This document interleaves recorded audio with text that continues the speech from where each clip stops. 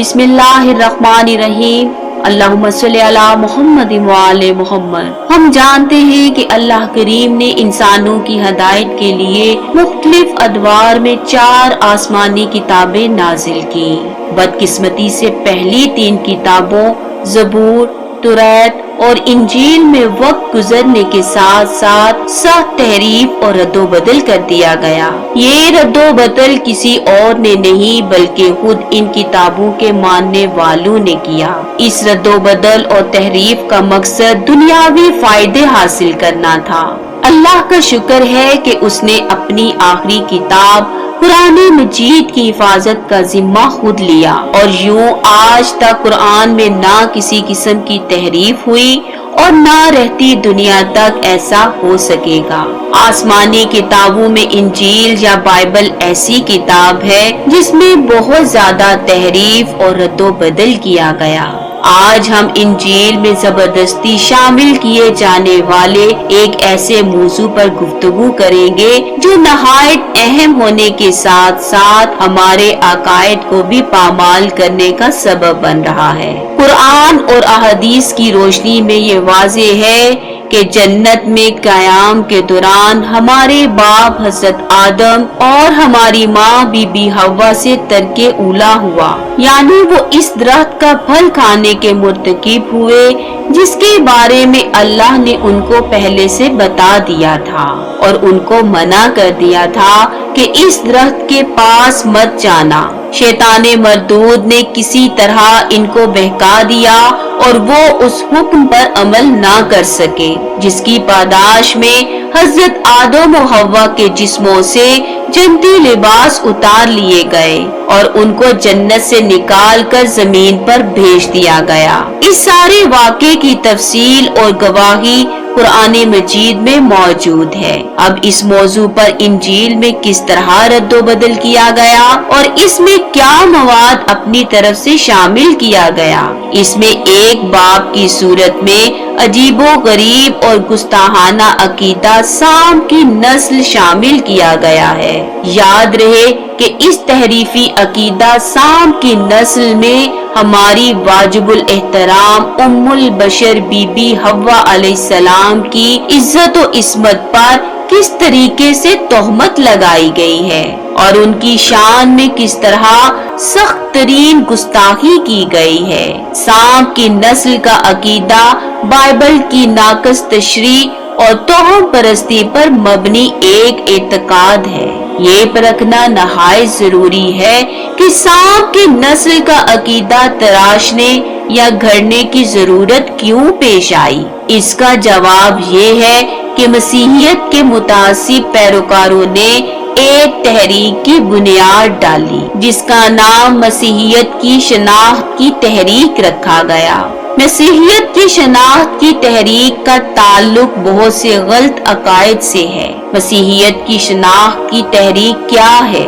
मसीहियत की शनाख्त की तहरीक के मुताबिक सिर्फ कल्टी और जर्मन लोग जैसे कि एंग्लो सैक्सन नार्डी अक़वाम आर्याई लोग और कबायली नस्ल के लोग ही अब्राहम इसहाक और याकूब की औलाद हैं, यानी यही असल कदीम बनी इसराइलियों की औलाद हैं। इस नजरिए के मुताबिक यहूदियत का नुक्ता-ए आगाज किनान नहीं जैसा कि इब्रानी बाइबल बयान करती है, बल्कि इसकी इब्तदा बहीरा रोम के मशरकी किनारे के करीब जनूब में वाक़े इलाके में हुई थी। यहाँ अहम बात यह है कि साम की नस्ल का अकीदा इसलिए घड़ा गया है कि जो शख्स भी मसीहियत की शनाख्त की तहरीक से इख्तिलाफ करता है उस पर साम की नस्ल से होने का इल्जाम लगाया जाता है। यहाँ अहम बात यह है कि साम की नस्ल का अकीदा इसलिए घड़ा गया है कि जो शख्स भी मसीहियत की शनाख्त की तहरीक से इख्तिलाफ करता है उस पर साम की नस्ल से होने का इल्जाम लगाया जाता है। साम की नस्ल के नजरिए के साथ सबसे ज्यादा भयानक मसला ये है कि ये तासुब और बाइबल की गलत तशरीह पर इस कदर इन्हिसार करता है कि इसका शौरी तौर पर जायजा लेना बहुत मुश्किल हो सकता है। अब ये जानना बाकी रह जाता है کہ سام کی نسل کا عقیدہ کیا ہے۔ اس میں ام البشر بی بی حوا علیہ السلام کی عصمت و ناموس پر کیا حملہ کیا گیا ہے۔ سادہ الفاظ میں کہا جائے تو سام کی نسل کا عقیدہ سکھاتا ہے کہ اماں حوا کا گناہ محض اللہ کے حکم کی نافرمانی نہیں تھا، بلکہ نعوذ باللہ نقل کفر نباشد کے مطابق بی بی حوا نے جو ممنوع پھل کھایا وہ تو ایک الگ نافرمانی تھی۔ اس کے ساتھ ساتھ بی بی حوا نے یہ بھی کیا کہ سام کے ساتھ اپنا جسمانی تعلق قائم کر لیا۔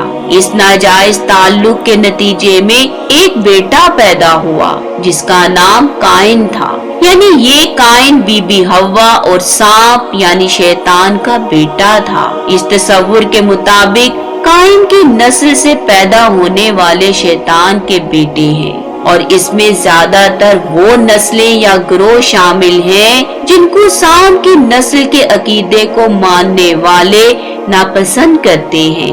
اس تصور کی بنیاد توہم پرستانہ عقائد پر ہے اور اسے سفید فام لوگوں کی بالادستی کے حامیوں اور یہود میں خاص طور پر مقبولیت حاصل ہے۔ المیہ تو یہ ہے کہ یونیفیکشن چرچ بھی اس غلط اور گمراہ کن عقیدے کی حمایت کرتا ہے۔ شیفرڈ چیپل کے آرنلڈ مرے اور ولیم برینم جیسے مشہور جھوٹے نبی اور جھوٹے استاد اس تصور کو قبول کرتے تھے، اگرچہ کسی کی طرف سے کسی تصور کے غلط اطلاق پر بیجا تنقید نہیں کی جانی چاہیے، لیکن جب کوئی تصور منطقی طور پر گناہ کی طرف رہنمائی کرتا ہو تو اس کی مذمت کرنا لازم ہے۔ سام کی نسل کا عقیدہ بھی ان فلسفوں میں سے ایک ہے جو سکھاتے ہیں کہ کچھ نسلیں یا لوگ عالمگیر طور پر بد کردار ہیں۔ ایسے لوگ جو سام کی نسل کے عقیدے کی حمایت کرتے ہیں وہ اپنے نظریے کے ثبوت کے طور پر بائبل سے متعدد حوالہ جات پیش کرتے ہیں اور ثابت کرنے کی کوشش کرتے ہیں کہ ان کا تصور درست ہے۔ قریباً مجموعی طور پر یہ سب ثبوت ایک ایسی تشریح پیش کرتے ہیں جو حوالے کے سیاق و سباق کے لیے بالکل نامناسب ہے۔ ہمیں بائبل میں تحریف سے اتنی پریشانی نہیں جتنی اس بات سے پریشانی ہے کہ ان متعصب لوگوں نے بی بی حوا جیسی عظیم المرتبت بی بی پر جو سب انسانوں کی ماں ہے پر سخت ترین تہمت لگائی ہے اور خدا کی بارگاہ میں بہت بڑے گناہ کے مرتکب ہوئے ہیں۔ اللہ کریم ایسے لوگوں کو یقیناً جہنم کی آگ کے سپرد کرے گا۔ اللہ کریم ہمیں تمام سابقہ انبیاء کی عصمت و عزت کی حفاظت اور دفاع کرنے کی توفیق عطا کرے۔ اللہم صلی علی محمد و آل محمد۔